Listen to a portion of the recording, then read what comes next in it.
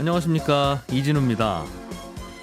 중국의 헝다그룹 사태를 두고 자칫하면 중국판 리먼브라더스 사태가 오는 게 아니냐는 불안감도 일각에선 제기하기도 하는데요.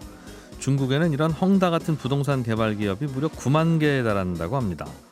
요즘 중국도 집값이 계속 폭등하고 있고 정부의 강도 높은 규제 방안도 계속 나오고 있는데, 오늘은 중국 부동산 시장에 요즘 어떤 일이 벌어지고 있는지, 또 중국만의 부동산 시장 특징이 뭐가 있는지 배워보겠습니다.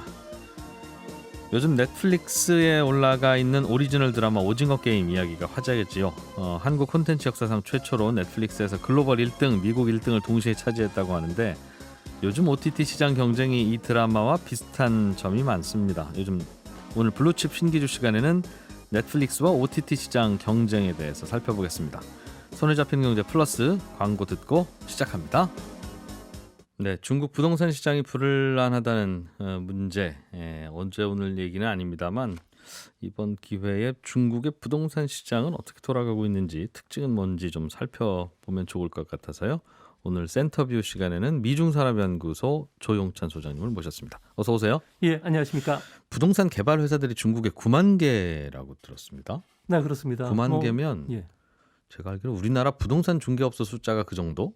뭐 편의점은 그거의 한 절반 정도밖에 안 되고, 그러니 엄청나게 많은 거네요, 정말. 네, 뭐 인구 구조를 보면은 뭐 14억 인구고요. 그렇긴 합니다만. 만 하더라도 뭐 2억치가 넘으니까 뭐 충분히 그럴 수 있다고 보는데요. 예. 너무 이렇게 난립하다 보니까 최근 들어와서 부동산 개발과 관련된 중국 정부의 강경책이 연일 쏟아지고 있거든요. 예. 이 때문에 매일 한 건 이상의 부동산 개발 회사들이 현재 파산을 하고 있습니다.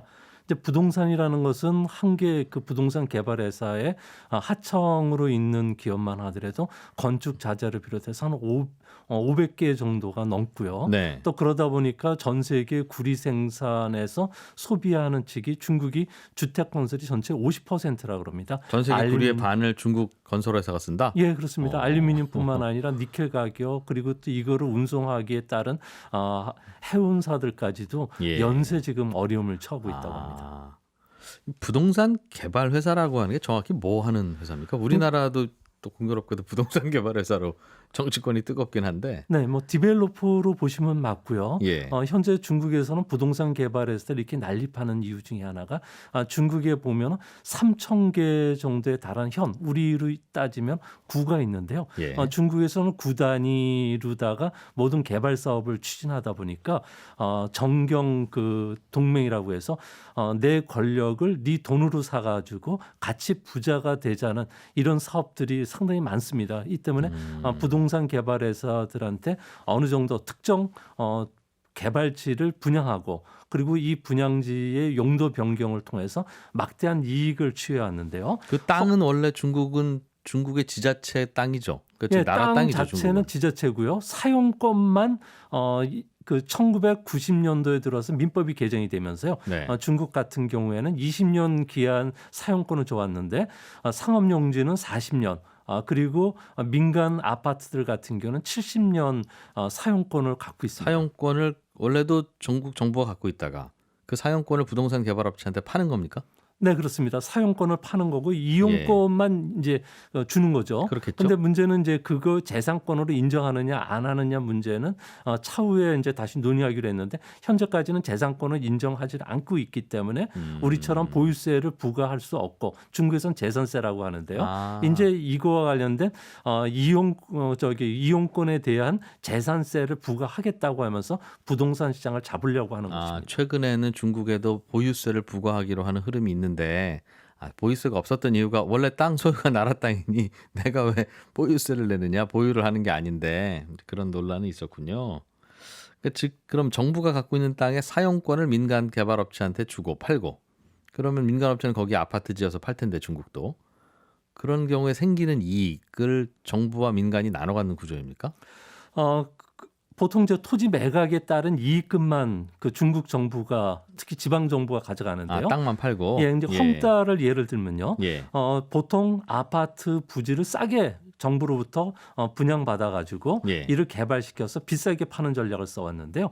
우리식으로 한 평당 112만 원의 평균 토지를 매입해서 네. 그리고 그 개인들한테는 평당 597만 원에 팔았으니까 시주석이 이야기하는 공동 부유에 따르면 5배 이상의 이문을 남긴 아파트 사업과 관련해서는 이와 관련해서는 이제 앞으로 기부를 통해서 많은 것을 다시 정부에 되돌려 주라는 게 중국 정부 생각이라고 합니다. 그 평당 100만 원 가량의 토지를 나라로부터 사들여서 아파트를 지어서 파는 겁니까? 네, 지어서 팔고요. 그리고 인테리어는 중국 같은 경우는 안 돼 있습니다. 거의 본인이 골조만 들어와서 인테리어를 하는 거죠. 거의 골조만 지어서 파는데 그게 토지 평당 한 600만 원 정도에 판다. 네, 평당이고요. 이거는 예전서부터 팔았던 거를 평당했지만 최근 들어와서 중국의 주요 베이징이나 상하이, 광저우, 선전 같은 일선 도시들 같은 경우에는 예.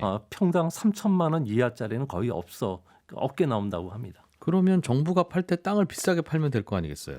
근데 이 보통 그 개발지들 같은 경우에는 네. 어떻게 이제 하는 거니? 헝다 그룹 같은 경우는 레알 마드리드식 개발 사업을 하고 있습니다. 레알 마드리드라고 하는 축구단을 갖고 있는 네. 부동산 개발 회사가 있는데요. 이 회사 같은 경우는 신축 경기장을 짓는다든지 아니면은 그 연습장 부지를 새로 바꾸면서 거기에 주변에 아파트 단지를 분양하면 인기리에 팔리거든요. 예. 헝다 같은 경우에도 이번에 광주에 신축 축구 경기장을 만들고 그 주변에 정부로부터 주상 복합 건물을 짓겠다고 이제 허가를 받고 싸게 분양을 받아가지고 개발시키고 그리고 중국 정부 입장에서는 이거 토지 매각뿐만 아니라 이거와 관련된 재산세를 또 부과할 수가 있으니까 양쪽이 다 이익인 거죠. 그래서 중간에 건설 헝다 같은 부동산 개발 회사들이 이문을 많이 남긴다는 건 땅을 팔 때 정부가 비싸게 못 팔았기 때문일 텐데 그게 땅 파는 시점과 실제로 이제 아파트나 이런 걸 분양하는 시점에 이제 시차가 있어서 그것을 정부가 그렇게 많이 오를지 예측 못했다는 네, 뭐 그럴 그런 것 수도 있고요. 때문입니까? 아니면은 예. 그 개발 민간 기업에 특혜를 주기 위해서 이런 작업들을 했는데 특히 그 광저우 같은 경우에는 상하이방이라든지 공천당이 어느 정도 그 지분을 가지면서 영향력을 행사왔던 지역입니다. 예, 예. 그러다 보니까 이들과 관계가 좋은 헝다 그룹 같은 경우에는 싸게 부라를 받을 수 있고요. 또 용도 변경도 가능했던 거기 때문에 예. 막대한 부를 취해 왔던 것입니다. 그거를 이제 시진핑은 문제 삼는다는 뜻입니까? 네, 그렇습니다. 책임 경영 차원에서 예. 앞으로 문어발식 기업 확장과 관련해서는 이제 막겠다는 그렇게 거고요. 못하게 하겠다. 그리고 과다 이익에 대해서는 공유 형태로 기부를 하라고 이야기를 하고 있기 때문에 그러면 그 헝다그룹에게 특혜를 줬던 정치 세력과 지금 시진핑은 다른 정치 세력인가요? 지금 현재 그 시진핑 국가 주석 같은 경우에는 예. 소위 말해서 그 홍을따이죠. 예. 소위 말해서 중국의 전통적인 혁명 2세대 그 그룹에 속하는 거고요. 예. 또 장점인을 중심으로 한 상하이방 특히 그 헝다 그룹 같은 경우에는 그 쩡쫑이라고 하고 할 수 있는 상하이방 2인자하고 상당히 가족과 비즈니스를 많이 했던 사람입니다. 서로 좀 정치 세력이 다르군요. 네, 그렇습니다. 이번에 뒷배경이 3기 되는. 임기를 앞두고서 네. 정적들을 숙청하는 가운데 돈줄을 죄니까 헝다 그룹이 1순위가 됐던 거죠. 묘하게 우리나라 상황하고도 많이 겹치기도 하고 그래서 재미있게 들리긴 하는데 그러면 어찌 보면 땅 짚고 헤엄치는 장사를 해왔다는 건데 헝다그룹은 정부에 아는 사람이 있어서 토지를 싸게 불화받고 그러면 그 토지는 인기일 테니까 당연히 아파트 짓는 가격이야 어차피 시멘트 값이 뻔하고 그러면 분양은 비싸게 할 수 있으니 돈을 버는 회사인데 어쩌다가 어려워졌어요?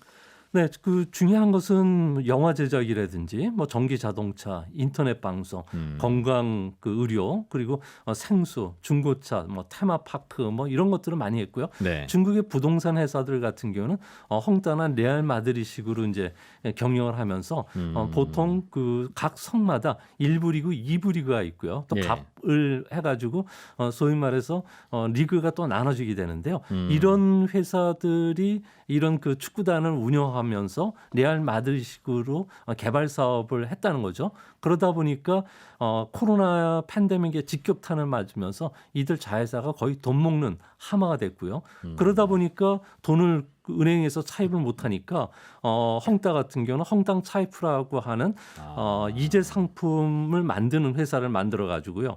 여기에서 7조 2천억 원 이상의 자금을 조달했는데 최근에 중국의 부동산 개발 회사들 같은 경우는 헝다가 사태가 일어나기 전에는 그 연 7% 이자를 줬는데 최근에 13%까지 뛰었고요.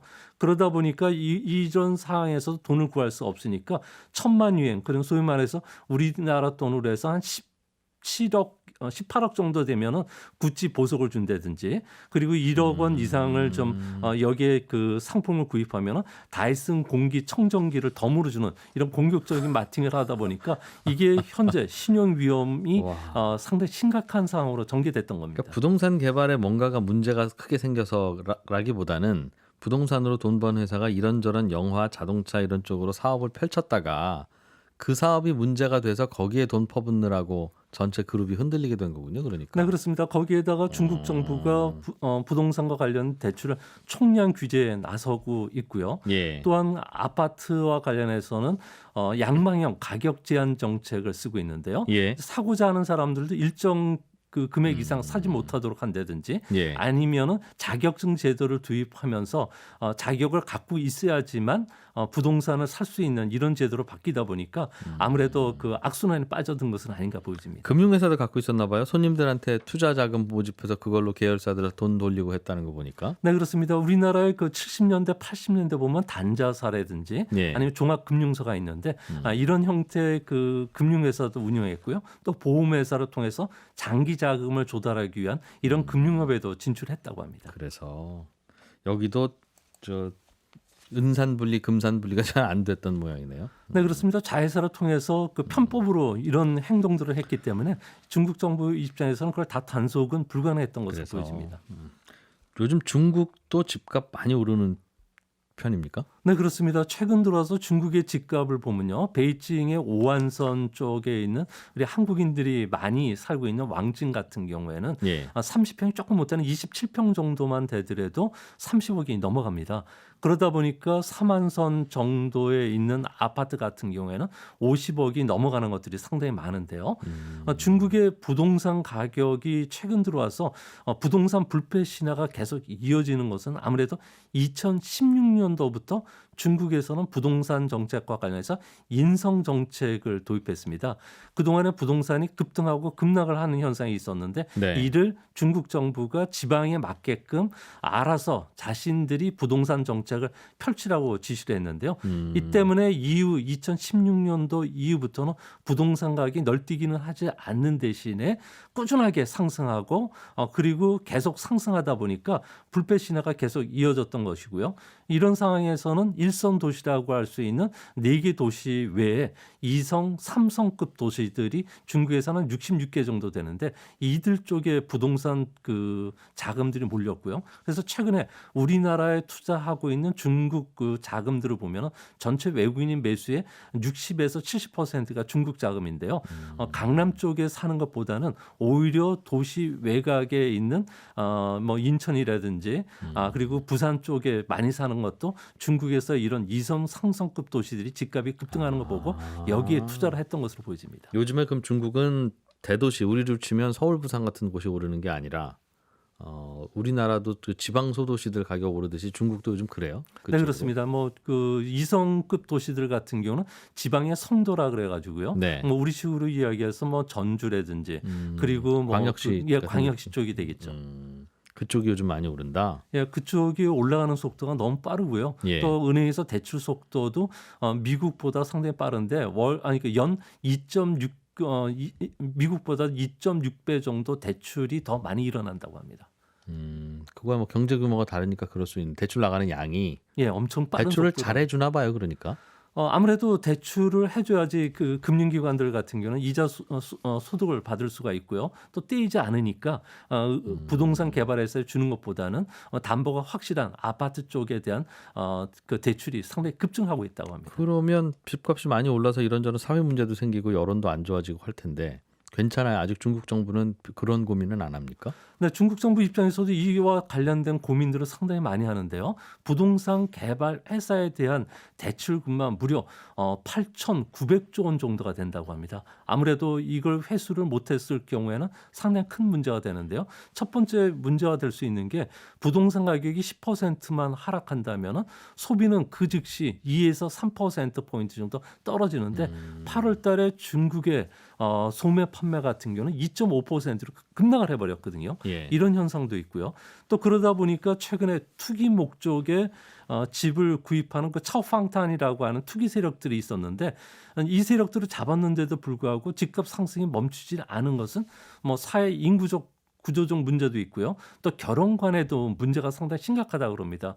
중국에서는 한자녀 정책을 지난 한 40년간 펴면서 남녀 성비가 상당히 불균형 상태가 심화됐는데요. 남성이 많아요? 남성이 여성보다도 3,500만 명 정도가 많다고 합니다. 이러다 보니까 결혼 적령기의 남성들 같은 경우에는 과거에는 저기 자동차라든지 그 부속함을 주면 결혼할 예. 수 있었는데 예. 지금은 아파트가 있어야 되는데 아파트가 없는 남성들은 결혼할 수 없다 보니까 중국에서는 이런 남성은 썩난, 그러니까 팔다 남은 재고 남자라는 뜻의 그 루저를 표현을 하기도 하고요. 또한 2013년, 14년, 15년부터 집값이 이상 현상들이 일어나는데요. 예. 중국에서는 시진핑 국가 주석이 초등학교, 중등학교 입학 시험을 2013년도부터 없앴습니다. 예. 이 때문에 대신 내가 어디 살고 있다는 환경 조사서를 써내야 되는데 여기에 부동산 보유 여부도 써야 된다고 합니다. 예. 그래서 상하이나 베이징 같은 경우에는 부동산 증명서를 제출해야지만 좋은 학군에 배정받을 수가 있고 학교도 들어갈 수가 있는데요.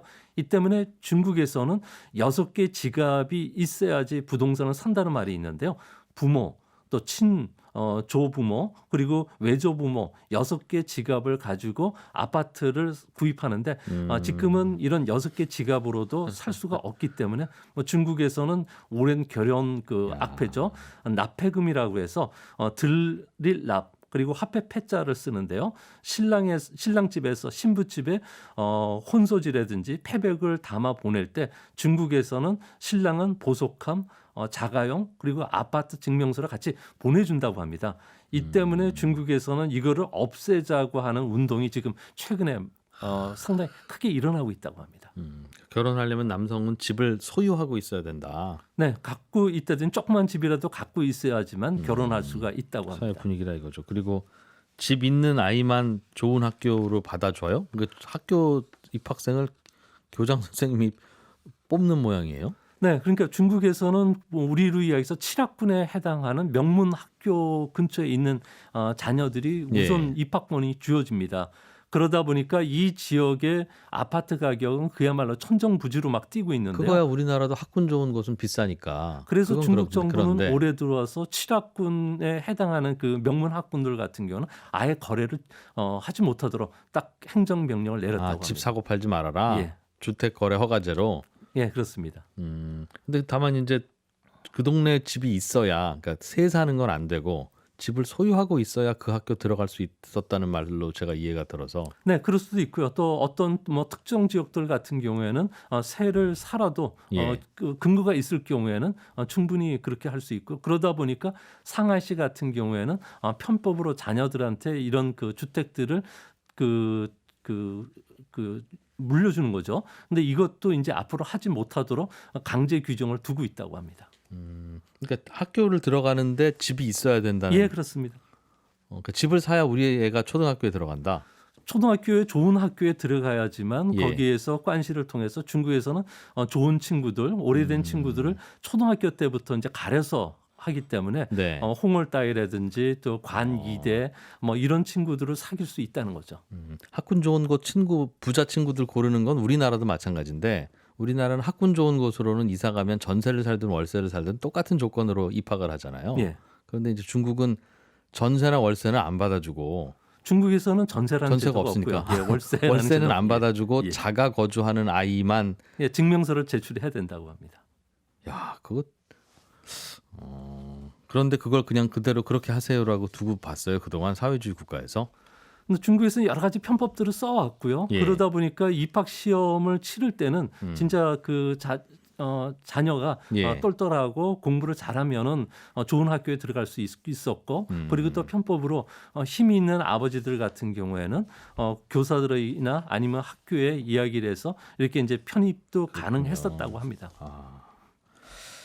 이 중국의 부동산 이야기는 조금 더 다음 시간에도 시간을 좀 두고 배우면 재밌을 것 같은데 일단은 헝다그룹의 문제가 아직은 꺼지지 않는 뇌관이니까 어떻게 좀 진행될 것 같은지 그 전망을 간단히 좀 해주시죠. 네, 헝다그룹과 관련해서는 중국 예. 정부는 현재 정리 작업에 들어가는 것으로 보여지는데요. 다만 베이징 올림픽 이전에 사회적인 이슈화된다든지 국제 예. 이슈화되는 것을 막기 위해서는 아무래도 자구 노력이 필요하고요. 책임 경영을 보여달라는 거죠. 예. 헝다그룹의 슈젠 회장 같은 경우에는 자산 규모만 50조 원 정도가 된다고 개인 하니까 재산은 많다면서요? 회사는 파산 직전인데. 네, 그러니까 본인이 갖고 있는 그 지분을 통해서 예. 배당을 통해서 막대한 그 현금을 갖고 있다 보니까 해외 돌렸든지 이것을 갖다가 이제 다시 기부 형태로 내놔야 되는데 이런 책임 경영을 봐가지고 중국 정부가 헝다에 대한 모라토리움을 선언해 줄지 아니면은 공적 자금을 주입할지 결정을 내릴 것으로 보여지는데 예. 헝다 그러면 이거와 관련해서 어떤 코멘트를 하고 있지 않다고 그러니까 합니다. 오너 회장 입장에서는 그냥 그럼 해외로 가면 되지 내가 내 재산을 왜 여기다 갖다 바치느냐 하는 생각을 할 수도 있겠어서. 네, 미중산업경제연구소의 조용찬 소장과 함께 중국의 부동산 이야기 들어봤습니다. 고맙습니다. 네, 감사합니다. 네, 전 세계에 잘 나가는 블루칩 기업들의 이슈들을 살펴보는 블루칩 신기주 시간입니다. 오늘은 넷플릭스 이야기를 좀 들어보죠. 북저널리즘의 신기주 이사님 어서 오십시오. 네, 안녕하세요. 넷플릭스에 요즘 우리나라에서 만든 드라마가 올라갔는데 네. 전 세계 인구가 다 그 중에서 넷플릭스 보는 인구겠죠. 네, 한 2억 명 되는데 네. 2억 명 중에서 1등을 한 거예요. 글로벌 1등, 미국 1등. 예, 그러니까 넷플릭스 본토에서도 1등을 한 건데 아시다시피 오징어 게임입니다. 오징어 게임. 네. 예, 우리 어렸을 때 많이 하던 게임들이 많이 나오잖아요. 뭐 무궁화 꽃이 피었습니다. 뭐 네. 설탕 뽑기, 오징어 게임. 음. 전 세계적인 1등이어서 심지어 그 넷플릭스의 창업자가 리드 헤이스팅스라는 사람이 있어요. 네, 이 사람이 인스타그램에 자신이 이제 이 게임에 직접 참여하는 457번 참가자가 되겠다. 뭐 이런 얘기를 한 겁니다.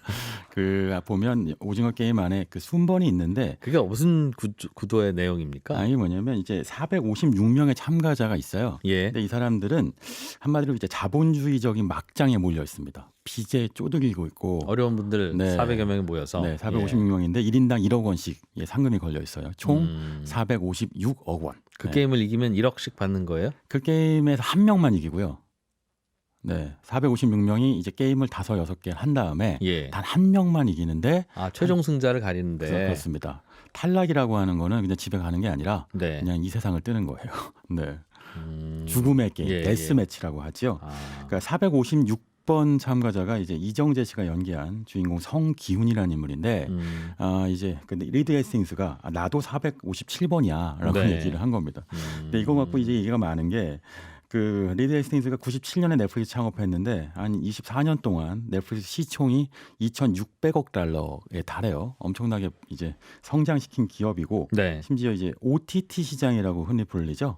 그러니까 오버 더 탑 시장, 그러니까 남의 인터넷망을 이용해서 컨텐츠를 송신하는 이 시장 자체를 만든 게 넷플릭스니까 리드 헤스팅스는 엄청난 부자인데 돈이 아쉽다고 오징어 게임에 참여해서 457번이 되느냐 뭐 이런 우스갯소리도 있습니다. 네. 그냥 뭐 해본 얘기 아니에요. 인기 있으니까 나도 기분 좋게 봤다는 그런 뜻입니까? 요게 사실 재미삼아도 있지만 네. 사실 오징어 게임의 이 흥행은 넷플릭스한테도 정말 목마르면서도 사실 굉장히 승부처이기도 했어요.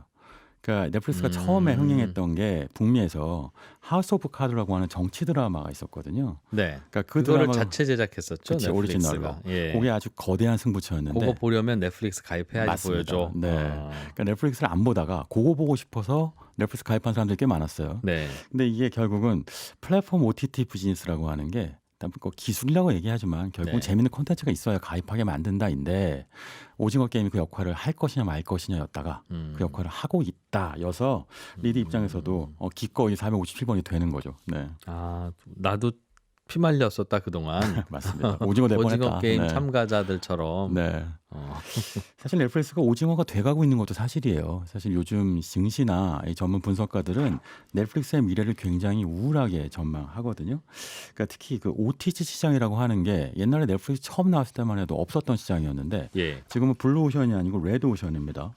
일단 한 예로 2021년 2분기 보면요. 그 넷플릭스 신규 가입자 수가 한 150만 명쯤 되거든요. 네. 이것도 적은 건 아닌 것 같은데 문제는 1년 전에 2020년 2분기 그러니까 동기 대비에는 1,000만 명이었어요. 1년 새로 전에 1,000만 가입한 명. 한 분기 동안 새로 가입한 맞습니다. 가입자가 1,000만 명인데 네, 1년 전에 1,000만 명이었는데 요즘엔 그 신입생이 150만으로 줄었다. 맞습니다. 네, 사실 이런 그 신규 가입자 추세가 매우 중요하잖아요. 증시나 네. 이런 기업의 예. 분석에 있어서 코로나 시대였어요 지난해. 근데 지금도 사실 코로나 시대잖아요. 네. 그러니까 지난해는 직콕 이어서 넷플릭스밖에 못 봤다였는데 요즘 왜 넷플릭스는 이렇게 인기가 없을까? 특히 가장 문제가 미국이 북미 시장이 이제 넷플릭스의 본토인데 여기서 가입자가 오히려 감소세인 거예요. 아 빠져나가는 해지하는. 네, 증가세가 꺾인 걸 넘어서서 이제 넷플릭스를 그만 보기 시작하는 거죠.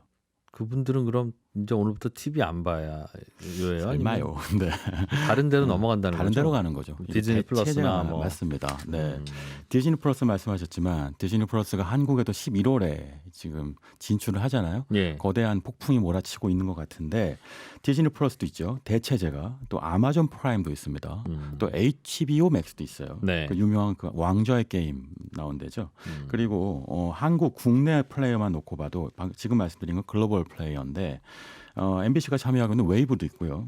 CJ TVN이 주축이 되고 있는 티빙도 있습니다. 그리고 한국의 아마존이라고 불리는 쿠팡 있잖아요. 쿠팡도 쿠팡 플레이가 있어요. 네. 그러니까 여기서 또 예능 프로그램 이번 추석에 공개해서 또 화제가 됐는데 그러니까 점점점 그 OTT 서비스에서 넷플릭스의 대체제가 많아지는데 이제 춘추 전국 시대가 펼쳐지고 있는 거예요. 그런데 문제는 뭐냐면 사람들이 이제 더 이상 OTT 사이에서의 기술적인 격차는 거의 못 느끼는 거죠. 그러니까 넷플릭스가 갖고 있는 기술적인 격차가 뭐였냐면 그 저도 그 본사에 가서 본 적이 있는데 전 세계 모든 스마트폰, 아이패드, 뭐 그 태블릿 그리고 TV를 다 켜놓고요. 네. 한 컨텐츠가 어떻게 똑같이 영상으로 구현되는지 다 비교해서 영상 화질을 다 컨트롤해요. 예. 그러니까 어떠한 인터넷망에서도 최적의 영상을 보여줄 수 있는 건 이게 기술이었거든요. 네. 근데 지금 그렇게 안 하는 OTT 서비스는 거의 없죠. 뭐 또 하나가 있는 건 넷플릭스가 초반에 그러니까 내 남자친구보다 내 여자친구보다 나를 더 잘 아는 TV 서비스다 이런 게 있었거든요. 내 취향. 네, 취향 저격한다. 취저하는 거. 네. 그러니까 이게 대중이 별점을 매기면 별점을 모아서 나하고 취향이 비슷한 사람은 요걸 보내. 뭐 이렇게 추천하는 거였는데 네. 이것도 이제 새롭지가 않아요. 이제 그러니까 기술적인 해자가 없는 거죠. 그러니까 넷플릭스가 플랫폼 기술 기업의 탈을 썼는데 이제는 거의 그냥 컨텐츠 투자 기업으로 이제 변환된 겁니다. 그러다 여기로 보니 누구나 그 사업은 할 수 있다. 그렇죠. 그 기술적 해자가 사라지니까 네. 그러니까 넷플릭스 입장에서 쫓기는 입장이 되는데 컨텐츠에 있어서는 오히려 밀리는 상황에 처해 있거든요. 콘텐츠는 그럼 결국은 콘텐츠 전쟁이라는 말씀인데 신 그렇죠. 이사님 말씀은 네. 콘텐츠는 그냥 돈 주고 사는 거잖아요. 그러게요. 돈 예. 많은 사람 임자. 네. 무슨 게임일까요? 그럼 돈 많은 쪽이 이기나요? 아니면 똑같은 거라도 좋은 거 사오는 이른바 쇼핑하는 능력이 중요할까요? 둘 다 이게 중요하겠죠. 두 개가 다 예. 있는데요. 이게 사실 그 영상 콘텐츠 산업은 비슷한데 그 예전에 깐 영화제 때 가면 그 영화 사는 마켓이 있어요. 근데 거기서 비싸게 사서 국내에 들여온다 해서 대박이 나는 건 아니고 네. 뭐 예를 들면 위프레시 같은 그 드럼 치는 영화 있었는데 아주 싸게 들여와서 대박이 난 경우도 있습니다. 그러니까 선관이 좋으면 네. 비싸지 않게 사도 대박이 나지만 선관이 없으면 아무리 비싸게 사도 망하는 거죠.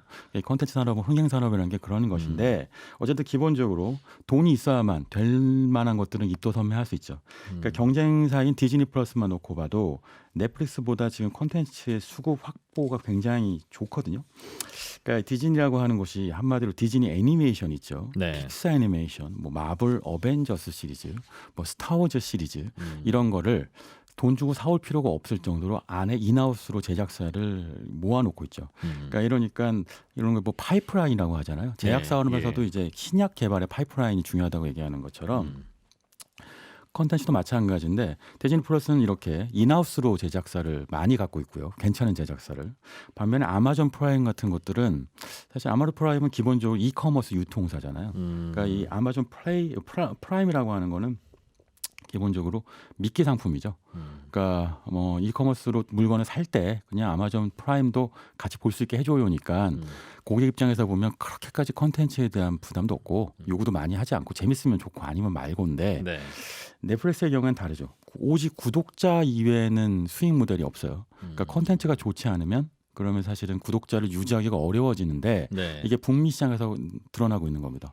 북미 시장 안에서 더 이상 넷플릭스 더 이상 재미가 없네.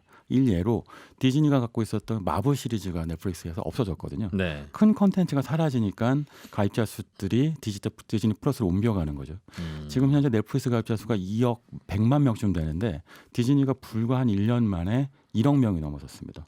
결국 북미 시장에서 디즈니 플러스로 옮겨가고 있는 가입자 숫자가 증가하고 있다는 것이니 네. 컨텐츠에 목을 맬 수밖에 없는데 거기서 구세주처럼 등장한 게 오징어 게임 그리고 한국의 K 컨텐츠 드라마 이런 것들인 거죠. 이거는 만들고 나면 넷플릭스가 보고 이거 재밌네. 이거 제작비 얼마 들었어요. 우리가 거기다 20%더 쳐줄 테니까 우리한테 파세요.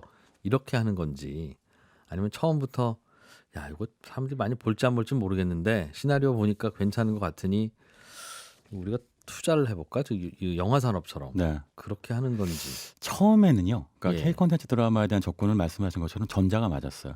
괜찮은 게 있으면 좀 사볼까 정도였는데 네. 일단 하고 났더니 반응이 좋은 거예요. 음. 그러니까 그런데 점점점 이제 플랫폼들의 경쟁이 치열해지니까 네. 입도 선매를 하지 않으면 그러니까 시나리오만 보고 아니면 감독이나 이 캐스팅만 보지 않고 보고 네. 입도 선매하지 돈을 입금하지 않으면 빼앗기게 되니까 오징어 게임만 같은 경우만 해도 사실 거의 많은 그러니까 2008년도부터 기획됐던 드라마라고 하거든요. 예. 그런데 이거를 많은 제작사들이 거부할 때 이제 넷플릭스가 받아서 한 제작비가 200억 원 정도 들었는데 네. 이걸 탁 입금하고 바로 만들게 한 거죠. 시나리오만 보고 고른 거다. 그렇죠. 네.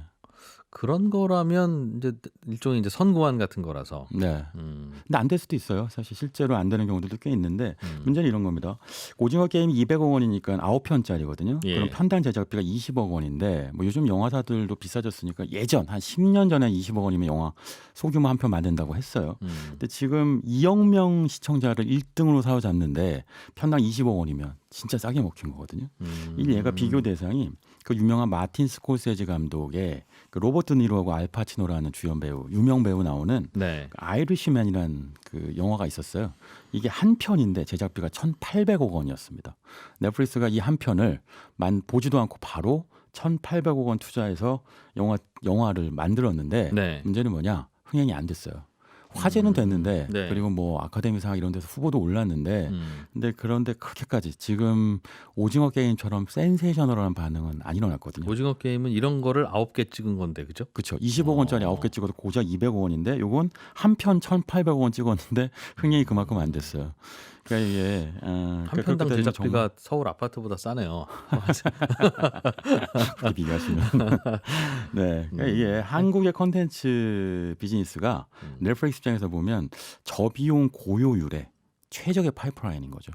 그러니까 여기다 투자를 하지 않을 수 없다. 그러니까 리드 헤스팅스가 오징어 게임 체육복을 입고 네. 나 457번이라고 얘기를 안 할 수가 없겠죠. 우리나라가 이게 이제 선진국이라 인건비가 싸서 이걸로 승부하는 나라는 아니잖아요. 그렇죠. 그런데 어떻게 우리나라는 이렇게 싸게 제작하죠? 카메라가 싼 것도 아니고 카메라는 전기료가 똑같겠죠. 싸서 그런 것도 아니고. 이건요 이런 거예요. 그 할리우드 쪽에서는 예. 너무 산업이 고도화돼서 예. 그러니까 그 사이에 이제 유통 경로 자체가 그러니까 제작 배우 하나만 캐스팅하는데도 네. 캐스팅 디렉터, 뭐 캐스팅 피 거기 들어가는 수수료도 엄청나게 복잡하고요. 시나리오를 한 번 각색하는데도 그 각색에 들어가는 비용도 엄청나게 큽니다. 우리는 한국이 그냥 감독이 배우한테 바로 전화하는데 그렇죠. 네. 야, 얘한테 전화해봐. 그럼 전화를 합시다. 전화하래요. 그게 안 되는 거예요. 아, 네. 그래서. 전화 한번 해주는데 얼마? 그럼 비서의 비서가 받고 네. 그 비서한테 넘기고. 맞아요. 시나리오 한 번 읽어주어서 한 번 검수해 주는데 얼마?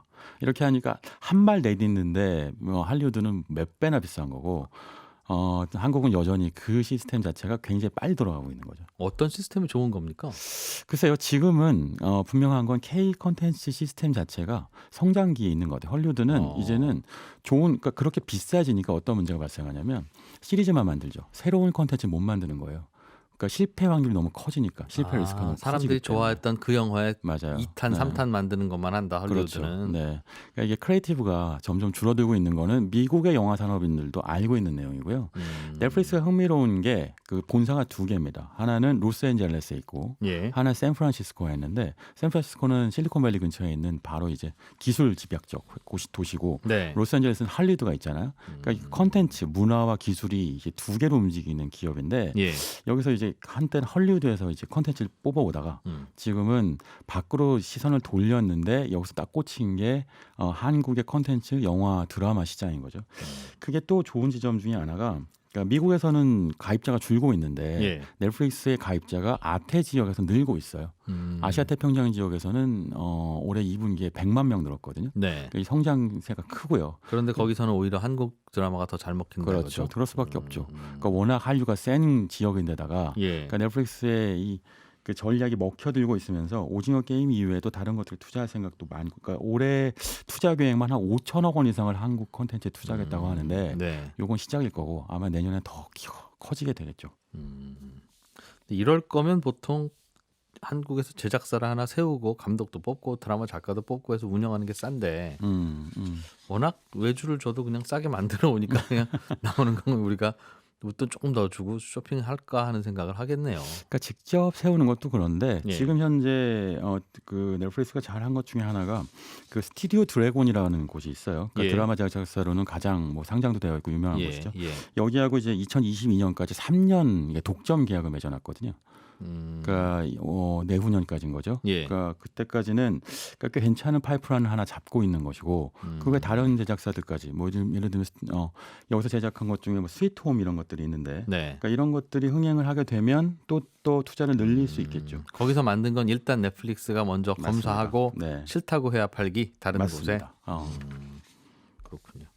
넷플릭스는 앞으로 어떻게 될까요? 말씀하신 거 보면 뭐 열심히는 하고 있는 것 같은데 또 다른 경쟁자들도 마찬가지일 테니까 선구안 있는 게 결국은 누군가 사람일 거 아니겠어요? 영화 찍어오는 사람. 그렇죠. 그게 그래서 사실 그 불안한 사람이 건데. 디즈니로 옮기면 디즈니가 잘하는 거고 아마존으로 옮기면 아마존이 잘 찍어오는 걸 테니까.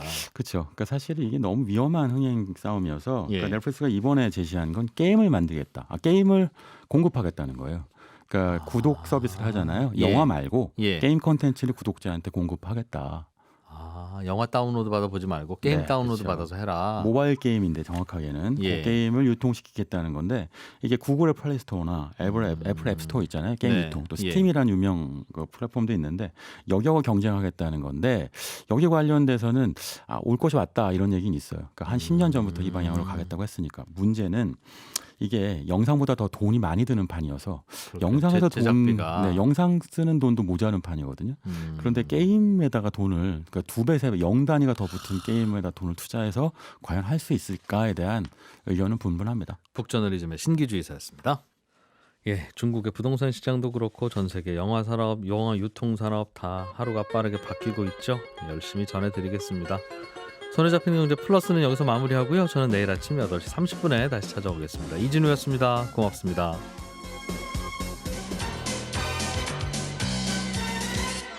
더 깊고 더 재미있는 경제 이야기 이진우의 손에 잡히는 경제 플러스.